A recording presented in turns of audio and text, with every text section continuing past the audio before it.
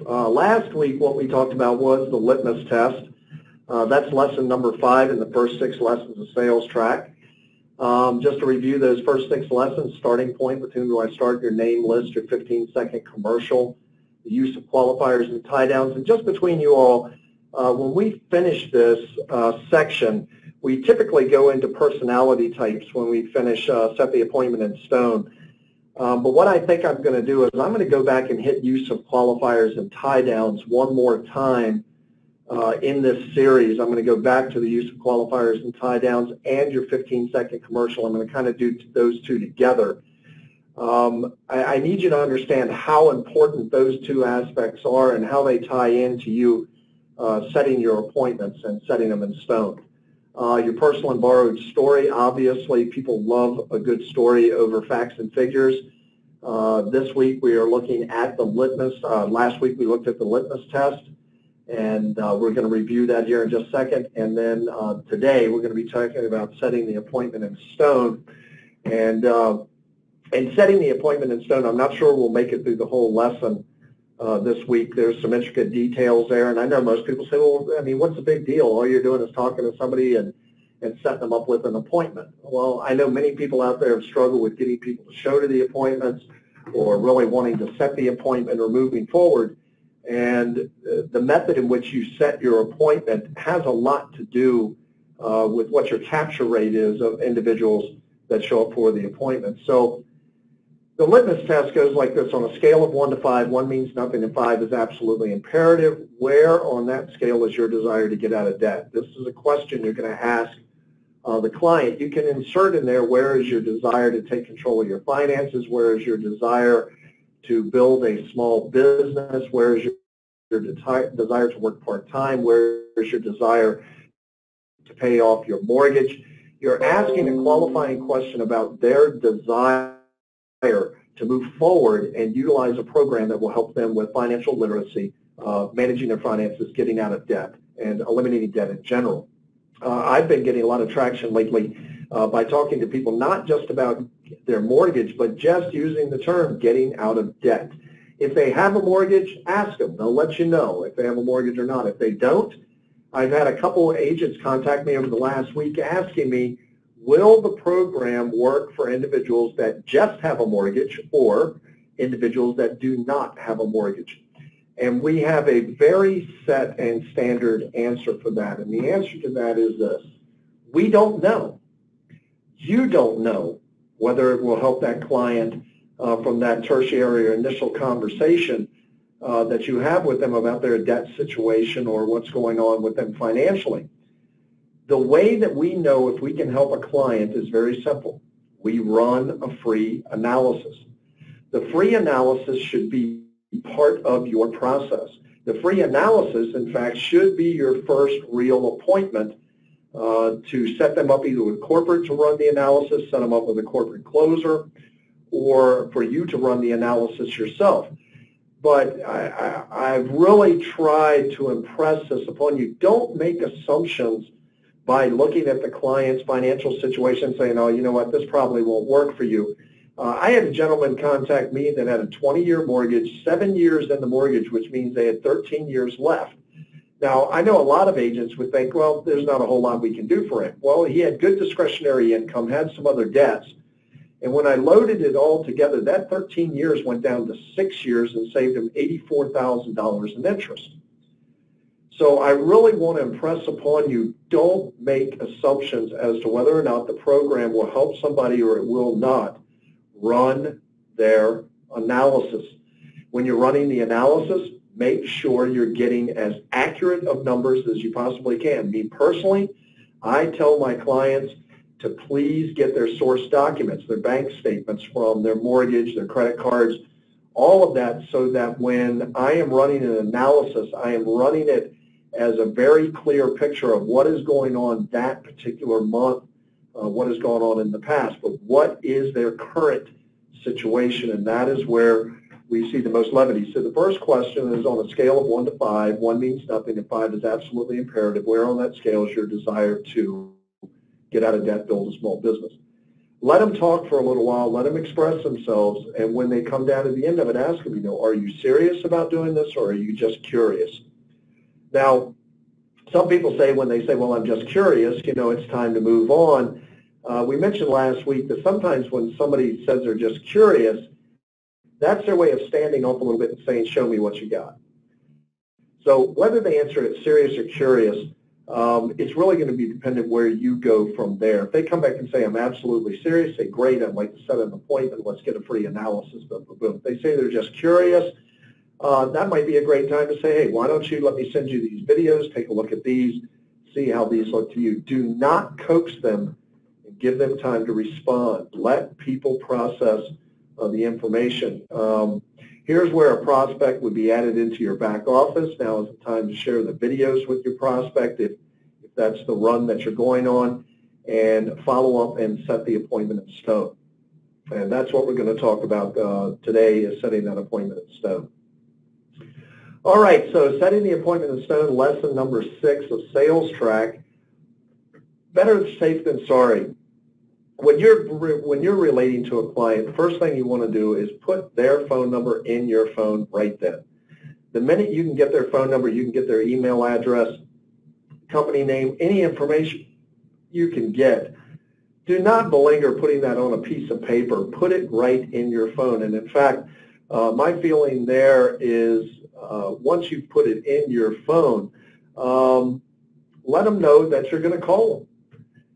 You know what, I've got your number in here. I'm going to call you right now. So that way you have my phone number. Can you go ahead and just answer the phone? And let's go ahead and put our names with those phone numbers. And are you good with text? And shoot them a text right then as well. That way they understand that what you're doing is making sure that they have your number, you have their number. Business cards are an all right way to go. But I find I have stacks of business cards. I've given out stacks and never received phone calls back on them. This methodology of taking that phone number and the contact information directly into your phone, it'll also actually verify that they're giving you correct information, that they're not just blowing you off. This will speak to the client quite a bit. Becoming a product of a product, your personal experience of purchasing with or actively using the work account will trump all other methods to deliver a strong message about the work account to your prospect. Remember that sales is an art form, the sales process. The appointment process is no different. It has sequence, steps, and rhythm, and eliminating any of these fundamentals drastically reduces the chances of your success for setting an appointment that somebody is actually going to show up for. The steps we have covered so far have led you up to this point to set that appointment. So what you may get is you may get something from the client that's like, okay, well, I heard all that, but how does it work? Do remember, launching into a verbal explanation at this point will only serve to sidetrack you and confuse your prospect. I've been doing this now ever since the company started. And to this day, I am very hesitant to try to explain the product to anyone. I like to let the videos do the talking for me. I like to use demonstration accounts. For me personally, my most effective tool is the demonstration account. When I can sit down with a client and show them how the program moves and how it ebbs and flows and how the numbers change, it's a real aha moment for a lot of people that they're like, you got to be kidding me. This really tracks everything you're saying. I don't have to go in and do calculations or any of that stuff. I just put in the accurate info and then follow what the program says. Yes, that is exactly what this is about. Don't commit verbal suicide. I've seen too many people get into lengthy explanations with clients about how the program works, how the program comes together, and they lose the client or they talk too long. Just remember, you have a very short amount of time to grab a prospect's attention, and then you have a short amount of time to deliver your message to that individual. Don't make the mistake of trying to condense all of this into, a 15-minute thing of how the program works. I know a lot of agents used to say, people would say, how does it work? It works great, and it's working for thousands of people. Would you like to see if it would work for you? I know that sounds a little quirk, but it really works. The program works great. It's working for thousands of people nationally. Would you like to see if the program would work for you. Use short and to-the-point responses to direct your prospect. Your prospect could come back with questions and responses like this. How does it work? Well, you can give them back your personal and borrowed story. Well, I have a schedule to pay back over $465,000 in total debt over a 28-year period. But by qualifying for a very powerful program, I will save over $165,000 in total interest, and all my debts will be paid in full in 9.3 years. Does that sound like something that would interest you? Does that sound like something you would like to see if you qualify for? Would you like to see if the program would work for you? Another possible one for us, so how does it work? As I mentioned before, this program I had qualified for, but before we get ahead of ourselves, we need to see if you qualify. So if you qualify, I will be more than glad to show you how the program will work for you. Do you have about 10 to 15, 20 minutes to see if you qualify for this program, to see if this program would be right for you? Everything at this point, if you've already gone through your first 6 steps, your introduction, all of that's been done, and you're down to that point of setting an appointment, what you don't want to do is get into lengthy explanations. You want to get that appointment, and you want to get them set up to do an analysis, and then let the analysis do the talking for you. So let's say they give you a positive response. Yeah, I guess I have 10 to 15 minutes. What works best for you, weekdays or weekends? Weekdays, great. Mornings, afternoons, evenings. Evenings. This is the only one where you'll see that I give them 3 options. In every other situation, I give the individual 2 options. What works best for you, weekdays or weekends? 2 options. They say weekdays. Mornings, afternoons, evenings. You could just say mornings or evenings or afternoons or evenings, whatever works for you. I do give them 3 choices there. They said evenings. Okay. 2 possibilities. What evening this week would work best for you, Tuesday or Thursday? Well, you could have a rough client comes back to you and says, well, I'm looking for Friday evening. That's the only evening that works for me. Okay, write down Friday evening. What would be better for you, 6 p.m. or 8 p.m.? How about 7:30 p.m.? I'm just finishing up with dinner. This leaves you in a situation when you get a response like this. It could be that they're just pushing you to see if they can get Friday. It could be truly that they are busy Tuesday or Thursday. It could be that 8 p.m. is too late, 7:30 works great for them, or they could be trying to stretch you to see if they can get another time out of you. This is something you have to make a determination on from the conversations you've already had with the client. Is this the type of client that through the whole situation has pressed you, has kind of pushed the envelope on the information they want from you? They don't answer your questions directly. They follow every question with a question. You could very easily come back and say, you know, on Friday evening, I am really booked Friday evening. We'd have to move it into next week, Monday or Tuesday of next week, or Tuesday or Wednesday of next week. Make sure you're looking in something where you're verifying that. You could take that route with them. But I would always back it up with, are you sure you couldn't do sometime Tuesday or Thursday night? If they come back and say, no, Tuesdays and Thursdays just don't work for me, and they have a reason, they have a real reason it doesn't work, you can make the decision if Friday will work for you, or push them out to Monday or Tuesday. You know, when we call banks, financial planners, things of that nature, they very rarely work on our schedule. They work on their schedule, when they can have the process done, when they can do the work for us. This would hold true as well with the 6 or 8 p.m. and they come back at 7:30. Just say, you know, 7:30 is really putting me in a bind because I have another appointment at 9 p.m. or, you know, I have another one at 8:30, or, you know, 6 and 8 are really the slots I have because when I finish my first appointment at 6, I don't know that I can get there to your house by 7:30. It's going to be closer to 8. Are you sure that won't work for you? Always be kind of pushing and stretching the client a little bit without irritation to see how malleable that client is. This is also going to tell you when you get deeper into the sales process and it comes time for closing, was this a person that you could work with that was pliable, a little bit malleable with you? Or was this an individual that was just cut and dry, set in stone, and really didn't give you any leeway? This will give you some idea and some direction as to how to move forward with that client. Would you like to meet at your home or office or my home or office? That's actually actually giving two options. Would you rather meet at our offices or our home, yours or mine? Let's say they came back and they say, for you, my home is where they would like to meet. They'd like to meet at their home. My schedule was filling up pretty quickly, but I have some time available to help you. I just buckled. You could have already worked through it, that it's going to be Monday now. It's now going to be at 8 p.m. on Monday or Tuesday, but I buckled on this just to show you. But I have some time available to help you Friday evening, April 3rd at 7:30 p.m. at your home. Does that work for you? And they came back and said, yes, that does work for me. Okay, all parties present. This is something that is very important when it comes to your appointment, closing the deal, the flow of information. This is a question you need to ask every single client. Is there anyone else you would like to have present to get their eyes on this with you?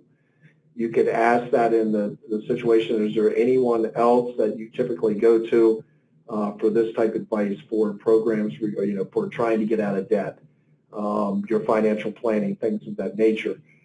Is there a significant other or a spouse involved is a good question. It has nothing to do with the qualifiers. And you can tell them, I want to ask you this question. It has nothing to do with whether you qualify. I just like to have all parties present.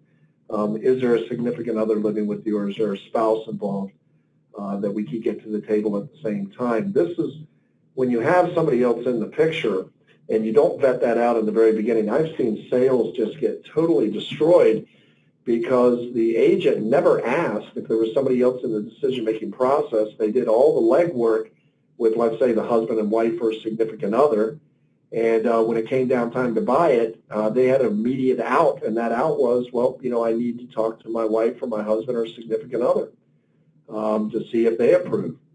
Wouldn't it be a lot smarter to know about that person right out of the gate, and instead of the individual you've been presenting to, presenting that information to their spouse or significant other or a financial planner or a tax guy or whoever it is, doesn't it make more sense for you to be the one doing the presenting, you to be the one showing the videos? That allows you to take control of the sales process. So they came back, there is never any value in a one-legged appointment. If someone else is going to be involved in the decision-making process, make sure they are there for the appointment. This would also be if you're setting up the analysis appointment for the corporate office as well.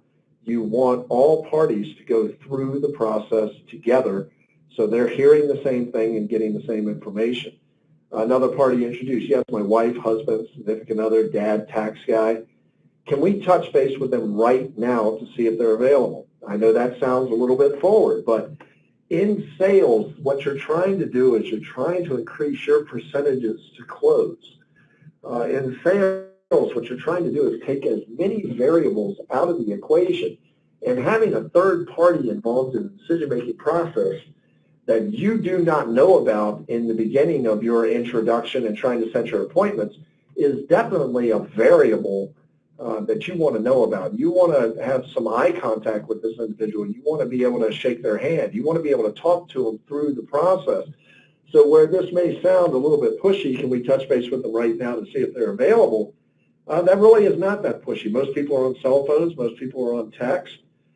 Just say, could you text them real quick and see if they could make it to the appointment Friday night, April 3rd at 7:30 p.m.? Could you see if that would be a possibility?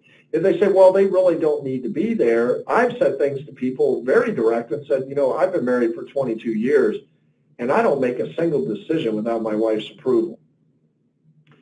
I don't know if it's the same way for you, but out of a courtesy and a respect, I don't make any decisions without my wife's approval. So whenever I'm involving myself in anything to do with financial planning or sales or buying a car or refinancing my home, whoever I am talking to, whoever is handling that process for me, I like my wife to be present so I don't have to try to explain everything that took place in the meeting.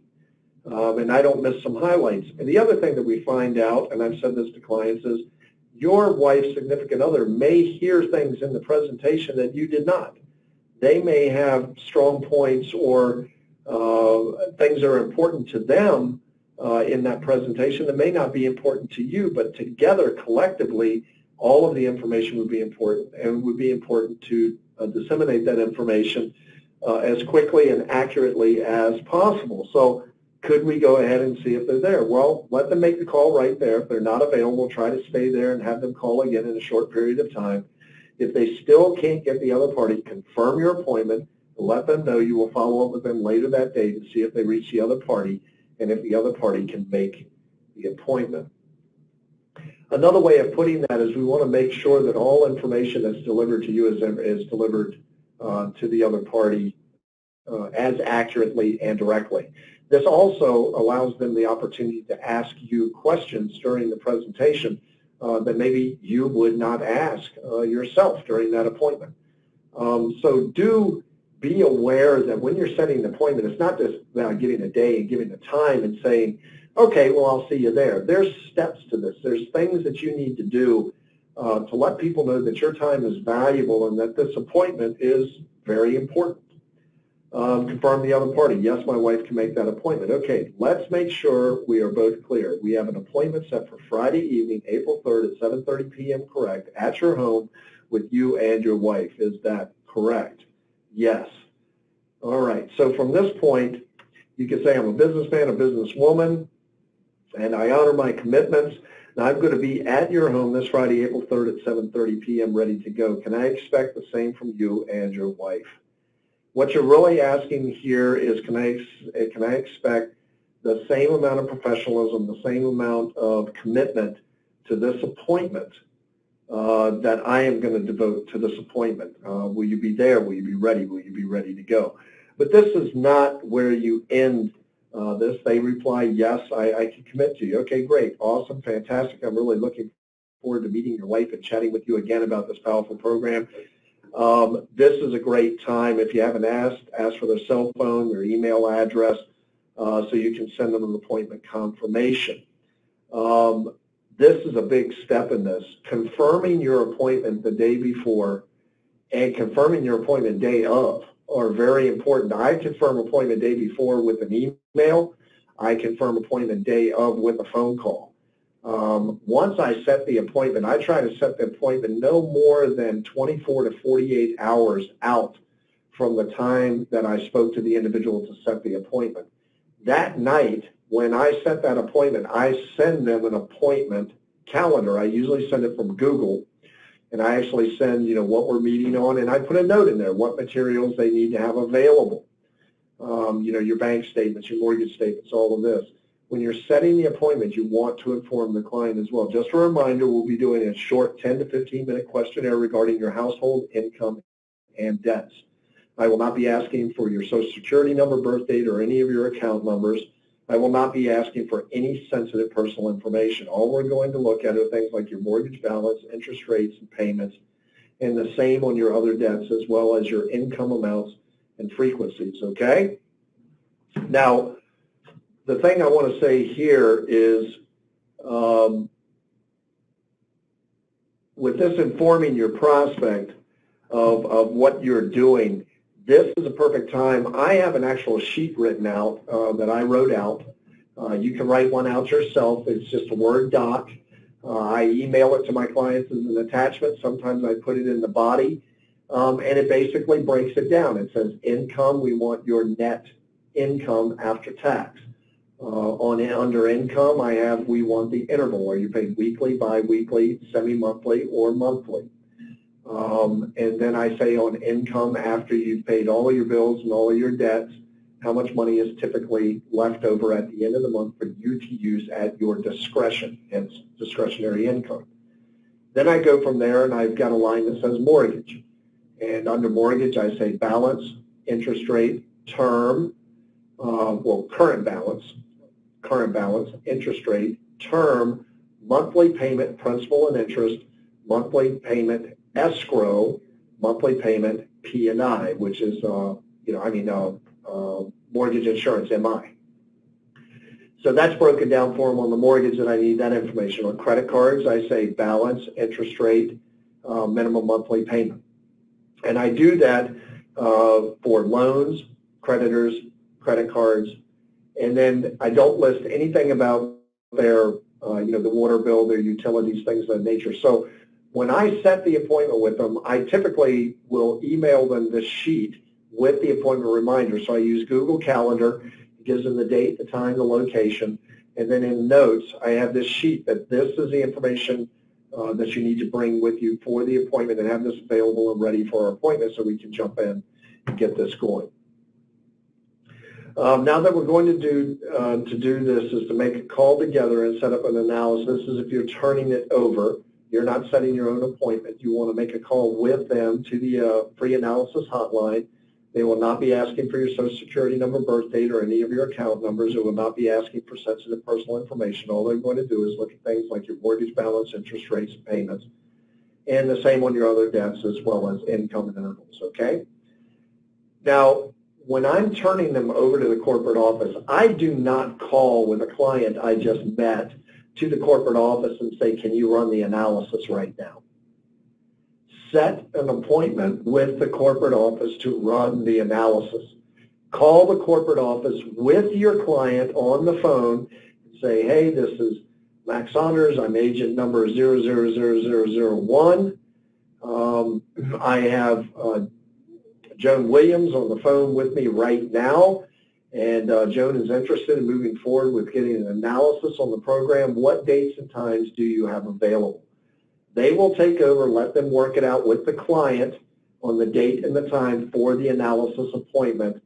And then if for some reason the customer service rep doesn't say, now for that appointment you're going to need boom, boom, boom, boom, boom, before you get off the phone, ask the agent at customer support, say, now they're going to be doing an analysis appointment. I heard that on Tuesday at 6 p.m. What information do they need to have available for that appointment to be able to run the analysis accurately? Typically, the customer support rep will go through that. Even if you have set your appointment up this way, make sure you send them an appointment reminder, and I would still send them the information they need to have on hand and available at the time of the appointment. The appointment is now set in stone. Make sure you send them a follow-up email the same day with a cordial note, something like, great meeting you, speaking with you today, and I look forward to the upcoming appointment. Then verify the appointment particulars, include the date, time, and locations of parties to be present. Also remind them they will be going through a short 10 to 15-minute analysis questionnaire, however you want to pose that, and the information that they're going to need. Make sure you call them one day before your appointment and at the latest 5 to 6 hours before the appointment to confirm that nothing has changed. This keeps you in the forefront of their mind. This allows them to know as well that they made a commitment to you. And so in summary today, always reduce to 2. That's what that's called. Give them 2 options. You give them 3 options, 4 options, 5 options. People can get confused. They can back out. You only give them 1 option, maybe that doesn't work. Always give them 2 options when setting the appointment. If this is a distant contact, you may opt for a go-to-meeting web conference, or you may be using the corporate office for closing. Make sure you're looking at a day planner, a cell phone, leather-bound tablet, something that shows them that you're actually checking your schedule, that you're just not winging a date and time. Now, I had this slide already up here that next week we're going to do 5 steps to success. I may do that at the very end, but I'm going to go back and we're going to hit qualifiers and tie downs again and spend some good time on that. And we're going to hit the 15-second commercial again and spend some good time on that next week. And then we'll move into personality traits, 5 steps to success, and things of that nature. In closing, in all things, remember the heart of a servant. We are all called to serve, to be part of a greater good. Get out there and make a difference in people's lives. Let me go to Darlene real quick. And I just want to see if Darlene has any comments that she would like to leave with you. Would like to keep the comments down to 2 minutes if we can, Darlene. But if you have any comments or anything from the appointment that you would like to bring to them or anything else that you think is pertinent, please feel free. Everybody, Darlene Preston.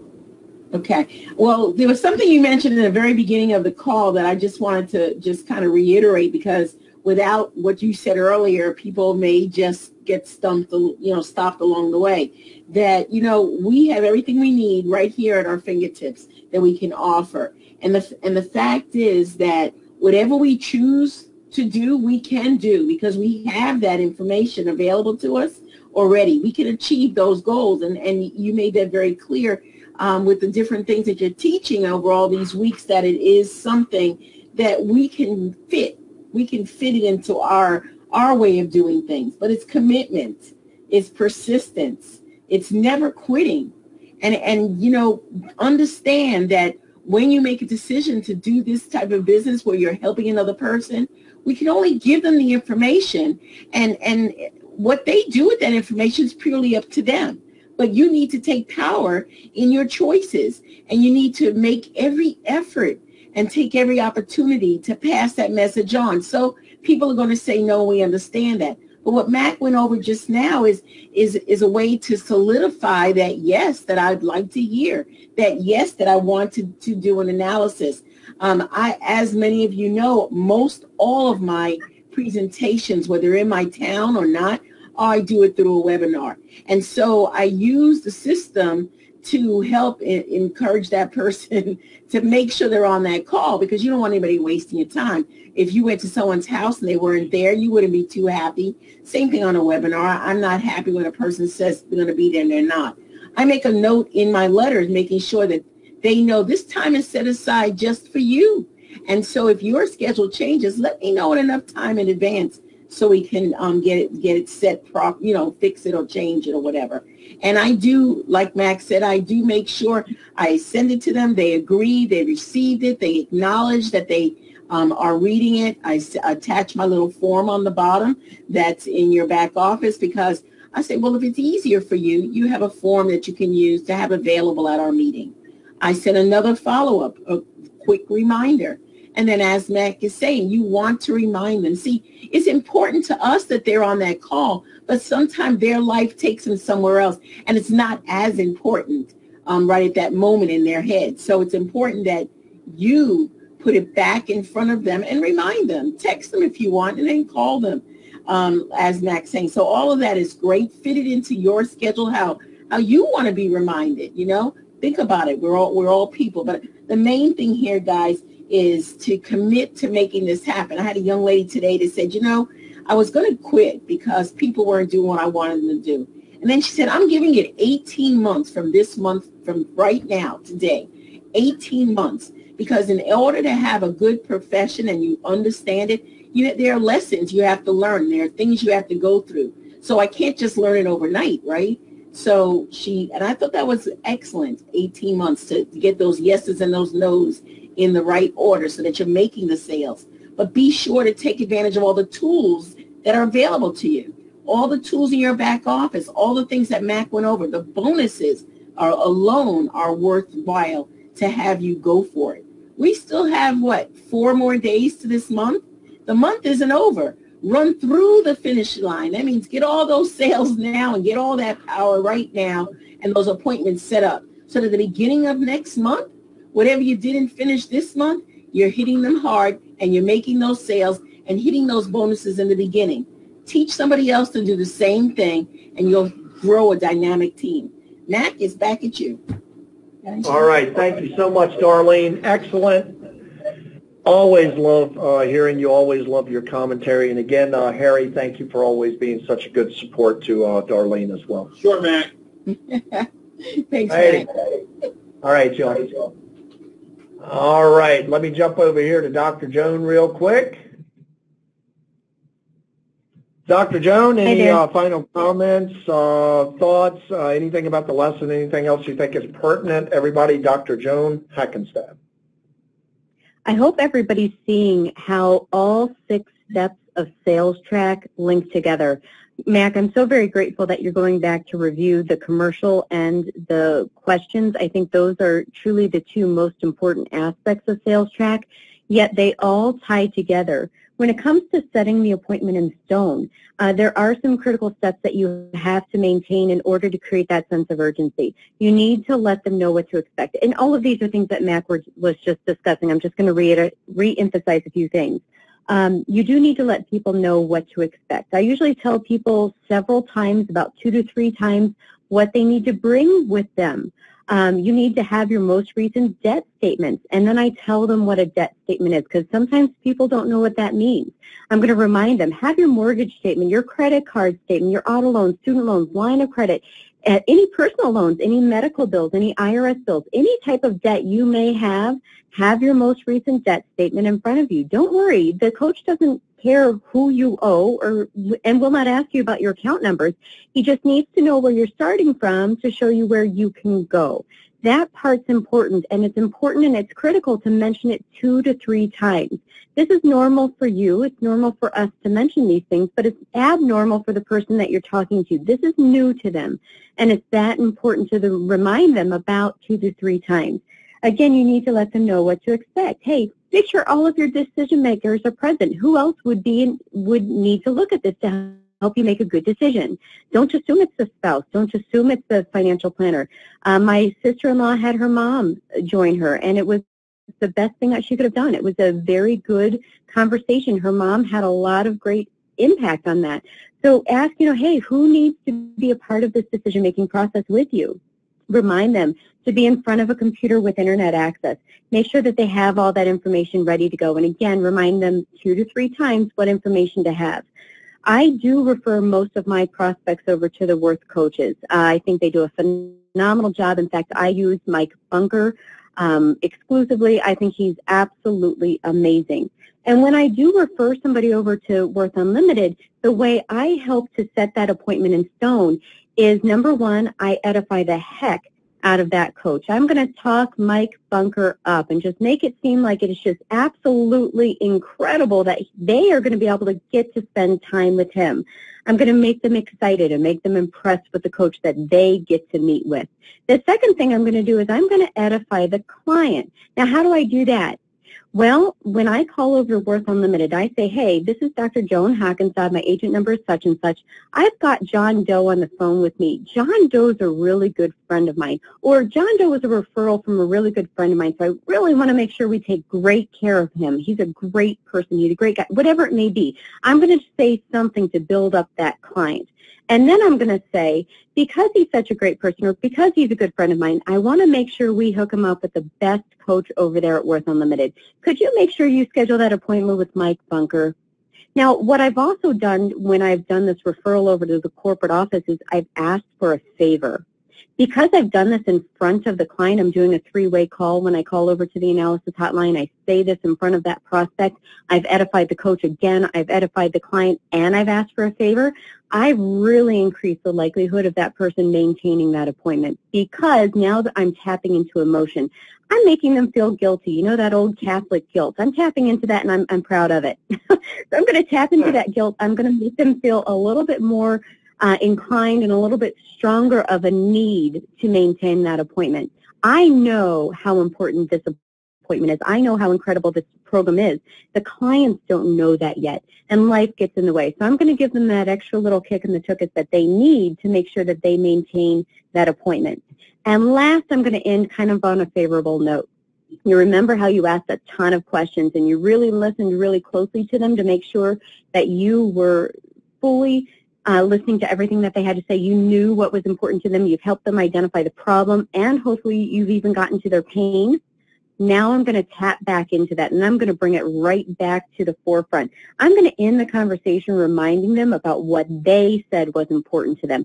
I may say something to the effect of, hey, I'm really looking forward to, and then insert what they said was important to them. I'm really looking forward to seeing how much interest we're going to save you. I'm really looking forward to seeing how many years of payments we're going to give you back. I'm really looking forward to seeing when you'll be able to retire. I'm really looking forward to whatever it is that they said was important, that problem that they wanted solved, that pain that they needed to find a cure for. I'm going to remind them of it as I end the call. So that's, to me, some of the more important things that you can do while you're setting those appointments in stone. So, Mac, I'll send it back to you. Awesome. Thank you so much, Dr. Joan. And again, just like with Darlene, I could not do, I want the field to know this, I could not do what I do without Dr. Joan and Darlene. Both of them have been very instrumental in helping arrange the trainings, being on the training calls, always committed to it, always committed to the mission, always committed to the sale, to the clients, to their agents. I am so grateful and so thankful that I have 2 people in my bullpen like that will always step up and always help out, and I never have to worry about what they're going to say.